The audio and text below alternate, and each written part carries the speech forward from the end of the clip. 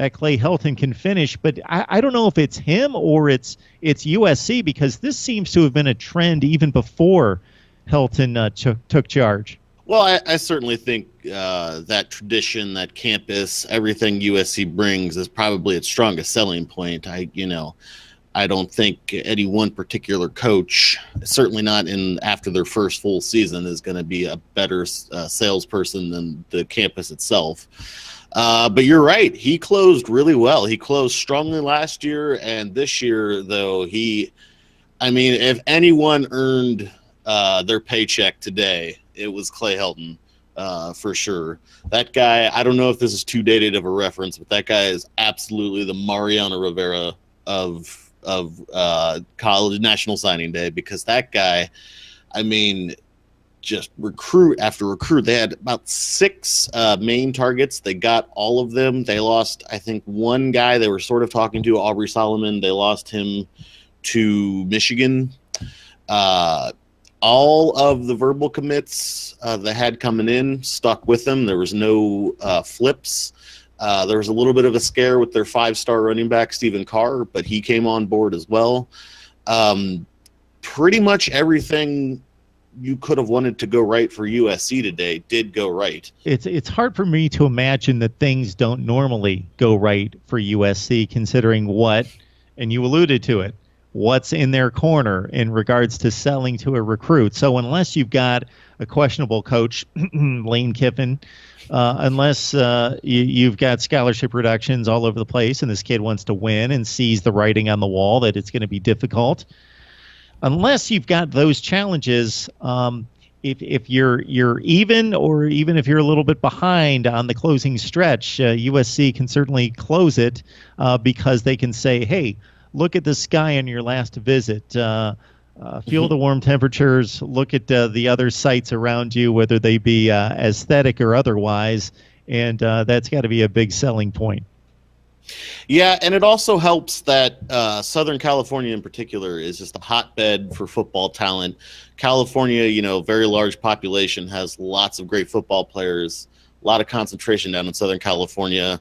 No disrespect to our friends over in Westwood, but UCLA, for the most part, doesn't necessarily compete all the time with USC for those top recruits. So in a lot of ways, USC is kind of the main show, certainly in California. And now they're going out to Texas and Florida and going across the country and getting recruits too. So, being in Los Angeles helps. Being in a place where the weather's always gorgeous helps. But I have to say, a lot of recruits who signed today, when they were interviewed, all kind of said a big part of the reason why they stuck with USC, or they chose USC, is because of how genuine Clay Helton was and how he sort of genuinely loved the program, believed in the program. They sort of bought into that genuineness. A couple of guys flat out said Clay Helton told him, explore all your options, go talk to all the other teams, make sure you get the pick right.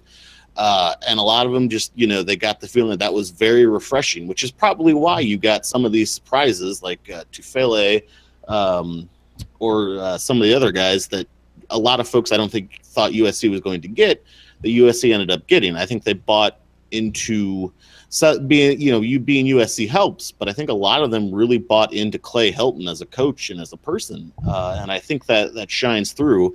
And certainly going on a heck of a run to end the season to show that he isn't just a nice guy; it works on the field too. That's certainly going to help you close as well. But I think not only is this a great class from a star perspective, but this is a great class for USC from a needs perspective. Mark, you and I have been talking about this all season. Throughout 2016, the USC's biggest weakness was going to be their defensive front seven. They got Stevie T transferred in from Utah. He helped bail them out, but he's gone now. He was a senior transfer. And this signing day, they picked up 6 or so guys on the defensive front. All 4 stars and 3 stars, all really talented.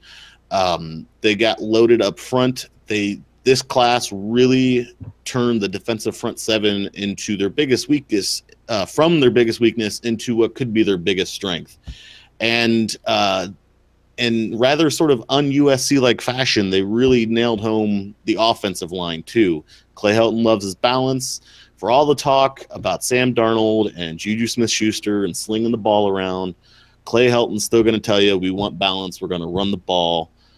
So for him to bring in guys like Austin Jackson and a bunch of really good, 3 in particular great offensive linemen, huge for USC, because they're losing a lot of talent on the O-line. So this is, I think, from a needs perspective, exactly what USC wanted. All of the stars and everything, that certainly is reason to get excited.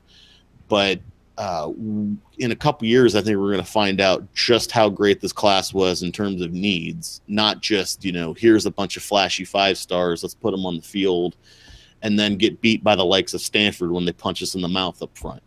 I think, particularly looking at this class in 2017, I think that's very much going to start to change if you're USC. And if nothing else, USC certainly wins every battle when a recruit takes off like 14 shirts and finishes with 1. So USC is 1 for 1. We really didn't get any crazy stories today from National Signing Day. No stories of like a kid getting lost or couldn't find a fax machine or his parents. No, that's the best I could do. Yeah, it was just it was Levi Jones and some shirts. So it's, I guess that'll have to be the highlight of the day in terms of drama.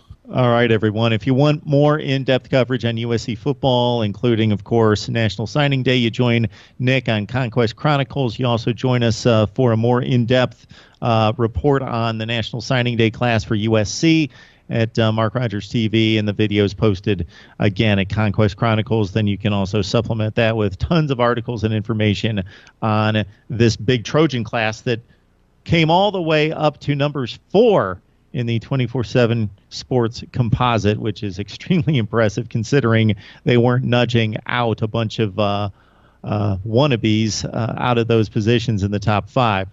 All right, Nick, we appreciate the time. We will join soon and discuss some more off-season news and notes. Absolutely, Mark. Looking forward to it.